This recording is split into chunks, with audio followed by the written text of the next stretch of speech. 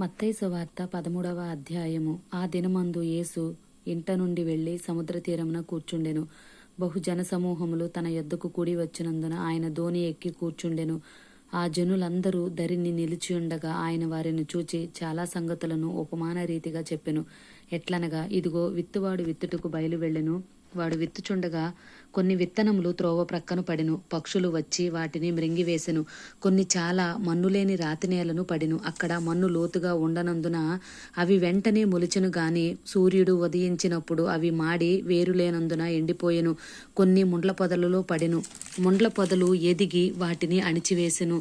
కొన్ని మంచి నేలను పడి ఒకటికి 100 ఒకటి 60 ఒకటి 30 ఫలించును.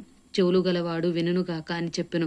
తరువాత శిష్యులు వచ్చి, నీవు ఉపమాన రీతిగా ఎందుకు వారితో మాట్లాడుచున్నావని ఆయనను అడగగా, ఆయన వారితో ఇట్లనెను, పరలోక రాజ్య మర్మములు ఎరుగుట మీకు అనుగ్రహింపబడి ఉన్నది, కానీ వారికి అనుగ్రహింపబడలేదు. కలిగిన వానికి ఇయ్యబడును, వానికి సమృద్ధి కలుగును. లేని వానికి కలిగినదియు వాని యొద్ద నుండి తీసివేయబడును. మరియు వారు చూచుచుండియు చూడరు, వినుచుండియు వినకయు గ్రహింపకయు ఉన్నారు. ఇందు నిమిత్తము నేను ఉపమాన రీతిగా వారికి బోధించుచున్నాను. ఈ ప్రజలు కన్నులారా చూచి, చెవులారా విని, హృదయముతో గ్రహించి, మనసు త్రిప్పుకొని నా వలన స్వస్థత పొందకుండునట్లు వారి హృదయము క్రొవ్వినది, వారి చెవులు వినుటకు మందములైనవి, వారు తమ కన్నులు మూసుకొని ఉన్నారు. కనుక మీరు వినుట మట్టుకు విందురు గాని గ్రహింపరు, చూచుట మట్టుకు చూతురు గాని ఎంత మాత్రమును తెలుసుకొనరు అని యెషయా చెప్పిన ప్రవచనము వీరి విషయమై నెరవేర్చబడి ఉన్నది. అయితే మీ కన్నులు చూచుచున్నవి కనుక అవి ధన్యములైనవి, మీ చెవులు వినుచున్నవి కనుక అవి ధన్యములైనవి. అనేక ప్రవక్తలను నీతిమంతులను మీరు చూచు వాటిని చూడగోరియు చూడకపోయిరి, మీరు విను వాటిని వినగోరియు వినకపోయిరని మీతో నిశ్చయముగా చెప్పుచున్నాను. విత్తువాని గూర్చిన ఉపమాన భావము వినుడి. ఎవడైనను రాజ్యమును గూర్చిన వాక్యము వినియు గ్రహింపక ఉండగా దుష్టుడు వచ్చి వాని హృదయంలో విత్తబడిన దానిని ఎత్తుకొని పోవును. త్రోవ ప్రక్కన విత్తబడిన వాడు వీడే. రాతి నేలను విత్తబడిన వాడు వాక్యము విని వెంటనే సంతోషముతో దాన్ని అంగీకరించువాడు. అయితే అతనిలో వేరు లేనందున అతడు కొంతకాలము నిలుచును. కానీ వాక్యము నిమిత్తము శ్రమయైనను హింసాయనను కలుగగానే అభ్యంతరపడును. ముండ్ల పొదలలో విత్తబడిన వాడు వాక్యము వినువాడే, కానీ ఐహిక విచారమును ధనమోహమును ఆ వాక్యమును అణిచివేయును. కనుక వాడు నిష్ఫలుడవును. మంచి నేలను విత్తబడిన వాడు వాక్యము విని గ్రహించువాడు. అట్టివారు సఫలులై ఒకడు 100 ఒకడు 60 ఒకడు 30 ఫలించుననెను. ఆయన మరి ఒక ఉపమానము వారితో చెప్పెను. ఏమనగా, పరలోక రాజ్యము తన పొలములో మంచి విత్తనము విత్తిన ఒక మనుషుని పోలి ఉన్నది. మనుషులు నిద్రించుచుండగా అతని శత్రువు వచ్చి గోధుమల మధ్యను గురుకులు విత్తిపోయెను. మొలకలు పెరిగి గింజ పట్టినప్పుడు గురుకులు కూడా అగుపడెను. అప్పుడు ఇంటి యజమానుని దాసులు అతని యొద్దకు వచ్చి, అయ్యా, నీవు నీ పొలములో మంచి విత్తనము విత్తితివి కదా, అందులో గురుగులెక్కడ నుండి వచ్చినవని అడిగిరి. ఇది శత్రువు చేసిన పని అని అతడు వారితో చెప్పగా, ఆ దాసులు, మేము వెళ్లి వాటిని పెరికి కూర్చుట నీకిష్టమా అని అతన్ని అడిగిరి. అందుకతడు, వద్దు, గురుకులను పెరుకుచుండగా వాటితో కూడా ఒకవేళ గోధుమలను పెళ్లగింతురు.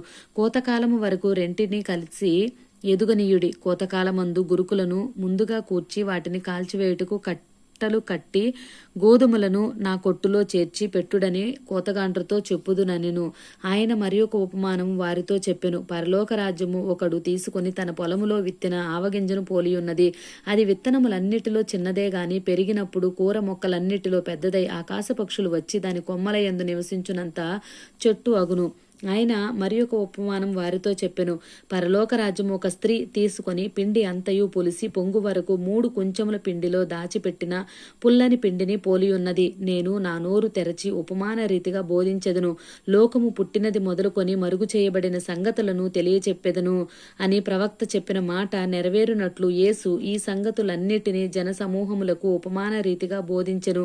ఉపమానము లేక వారికేమియూ బోధింపలేదు. అప్పుడు ఆయన జనసమూహములను పంపివేసి ఇంటిలోనికి వెళ్ళగా ఆయన శిష్యులు ఆయన యొద్దకు వచ్చి, పొలములోని గురుకులను కూర్చిన ఉపమాన భావము మాకు తెలియచెప్పుమనిరి. అందుకాయన ఇట్లనెను, మంచి విత్తనము విత్తువాడు మనుష్య కుమారుడు. పొలము లోకము. మంచి విత్తనములు రాజ్య సంబంధులు, గురుకులు దుష్టుని సంబంధులు. వాటిని విత్తిన శత్రువు అపవాది. కోత యుగ సమాప్తి. కోత కోయివారు దేవదూతలు. గురుకులు ఎలాగు కూర్చబడి అగ్నిలో కాల్చివేయబడునో అలాగే యుగ సమాప్తి యందు జరుగును. మనుష్య కుమారుడు తన దూతలను పంపును. వారాయన రాజ్యములో నుండి ఆటంకములకు సకలమైన వాటిని దుర్నీతి పరులను సమకూర్చి అగ్నిగుండములో పడవేయుదురు. అక్కడ ఏడ్పును పండ్లు కొరుకుటను ఉండును. అప్పుడు నీతిమంతులు తమ తండ్రి రాజ్యములో సూర్యుని వలె తేజరిల్లుదురు. చెవులు గలవాడు వినుగాక. పరలోక రాజ్యము పొలములో దాచబడిన ధనమును పోలియున్నది. ఒక మనుషుడు దాని కనుగొని దాచిపెట్టి అది దొరికిన సంతోషముతో వెళ్లి తనకు కలిగినదంతయు అమ్మి ఆ పొలమును కొనును. మరియు పరలోక రాజ్యము మంచి ముత్యములను వెదకుచున్న వర్తకుని పోలియున్నది. అతడు అమూల్యమైన ఒక ముత్యమును కనుగొని పోయి తనకు కలిగినదంతయు అమ్మి దాని కొనును. మరియు పరలోక రాజ్యము సముద్రంలో వేయబడి నానా విధములైన చేపలను పట్టిన వలను పోలియున్నది. అది నిండినప్పుడు దాని దరికి లాగి కూర్చుండి మంచి వాటిని గంపలలో చేర్చి చెడ్డ వాటిని బయట పారవేయుదురు. అలాగే యుగ సమాప్తి యందు జరుగును. దేవదూతలు వచ్చి నీతిమంతులలో నుండి దుష్టులను వేరుపరిచి వీరిని అగ్నిగుండములో పడవేయుదురు. అక్కడ ఏడ్పును పండ్లు కొరుకుటను ఉండును. వీటన్నిటినీ మీరు గ్రహించితరా అని వారిని అడుగుగా వారు గ్రహించితిమి అనిరి.